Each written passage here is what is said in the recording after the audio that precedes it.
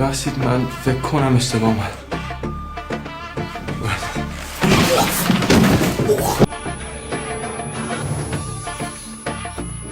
خوبی پسر جان؟ ببخشید استاد من الان رفت زحمت میکنم. بودی حالا؟ خانما ساکت. شما باید سینا خادمی باشید درسته؟ بله استاد معرفی نامه.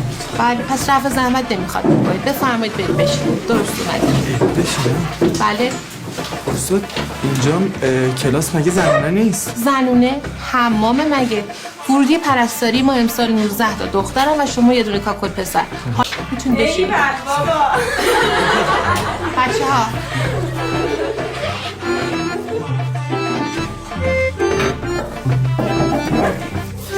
من یه جلسه بیشتر نرفتم سر کلاس روم اسم گذاشتم. چی میگن؟